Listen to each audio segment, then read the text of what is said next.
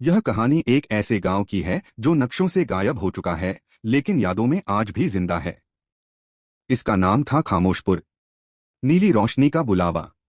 शहर के शोर से परेशान होकर आर्यन ने एक पुरानी मोटर बाइक उठाई और बिना किसी मंजिल के निकल पड़ा।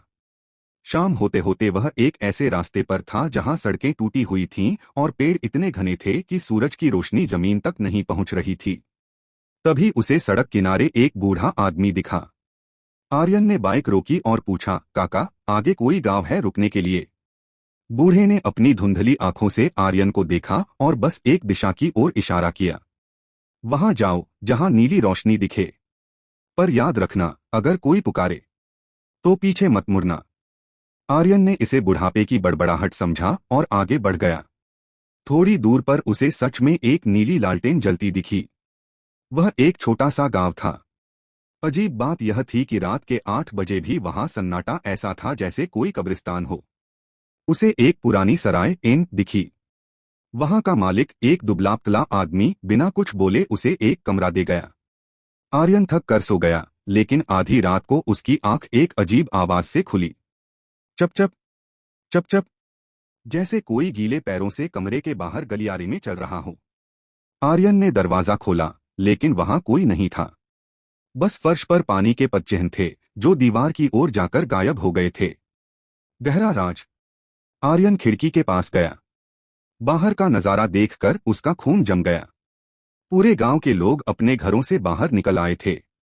उन सबके हाथों में नीली लालटेन थी।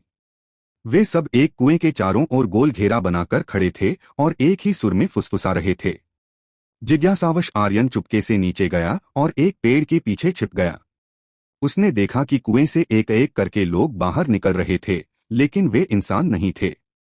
उनके शरीर पारदर्शी थे और उनकी आंखों की जगह सिर्फ गहरा काला गड्ढा था। तभी उसे अपने कंधे पर एक ठंडा हाथ महसूस हुआ। मैंने कहा था न, पीछे मत मुड़ना। यह वही बूढ़ा था, लेकिन अब उसकी त्वचा गल चुकी थी और उसके गले से सड़ने की बदबू आ रही थी। सच्चाई का खौफ।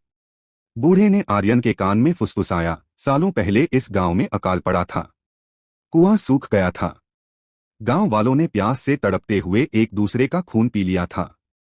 अब हम बस इंतजार करते हैं, किसी ऐसे का जिसके शरीर में ताजा खून दौड़ रहा हो। आर्यन भागने की कोशिश करने लगा, लेकिन उसके पैर जमीन में धंसने लगे। उसने देखा कि मिट्टी अब मिट्टी नहीं रही थी, बल्कि अनगिनत सड़े हुए हाथों में बदल चुकी थी जो उसे नीचे खींच रहे थे। अगली सुबह वह रास्ता फिर से सुनसान था। सड़क किनारे वही बूढ़ा बैठा था। दूर से एक और मुसाफिर आता दिखा। बूढ़े के चेहरे पर एक डरावनी मुस्कान आई और उसने फिर वही दिशा दिखाई जहां एक नई नीली लालटेन जल रही थी। आर्यन के पैर मिट्टी में धंसते जा रहे थे, लेकिन उसके भीतर जीने की तड़प अब भी बाकी थी। जैसे ही उन सड़े हुए हाथों ने उसकी पिंडलियों को जकड़ा, आर्यन को अपनी जेब में रखे पीतल के लाइटर का एहसास हुआ। मौत के घेरे से वापसी। आर्यन ने बिना सोचे लाइटर जलाया और उन ठंडे हाथों के पास ले गया। जैसे ही आग की लौ उन रूहानी हाथों को छुई, एक भयावह चीख गूंजी और पकड़ ढीली हो गई।